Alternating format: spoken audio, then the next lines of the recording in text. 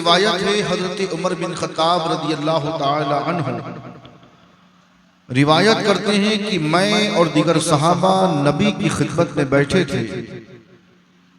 अल्लाह के रसूल सल्लल्लाहु अलैहि वसल्लम हमसे गुफ्तगू फरमा रहे थे और हम जो भी अल्लाह के रसूल की बारगाह में सवाल करते आप उसका जवाब हमें इनायत फरमाते। दौरान गुफ्तगू अल्लाह के रसूल सल्लल्लाहु अलैहि वसल्लम ने हमसे एक सवाल किया और पूछा, फरमाते हैं कि ऐ सहाबा, ऐ लोगों, ये बताओ कि अहले ईमान में सबसे अफजल तरीन शख्स कौन है,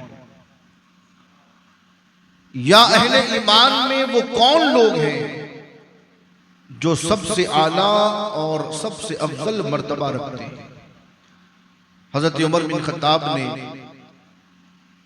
जवाबन अर्ज किया कि या रसूल अल्लाह, वो फरिश्ते हैं।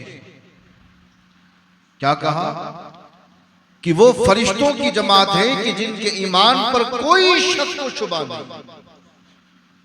तो इस पर अल्लाह के नबी ने फरमाया कि ऐ उमर, बेशक फरिश्तों का यह हक है कि उनके ईमान को अफजल कहा जाए और ये शान अल्लाह ने उन्हें अता की है कि वो मासूम है और उनसे कोई खता नहीं हो सकती।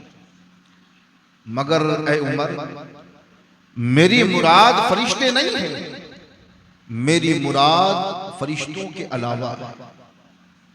तो महफिल में एक साहब ये रसूल थे, उन्होंने अर्ज किया कि या रसूल अल्लाह, अगर फरिश्ते नहीं हैं तो फिर अंबिया, यानी अंबिया की जमात।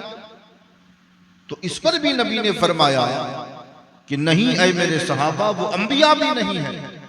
बेशक ये भी शान उनकी है कि अल्लाह ने अंबिया इकराम को नबूवत और रिसालत से सरफराज फरमाया और अंबिया भी मासूम है, उनके ईमान पर भी कोई शक व शुबा नहीं। मगर ऐ मेरे सहाबा, मेरी मुराद न फरिश्ते हैं न अंबिया, मेरी मुराद कोई और जमात है।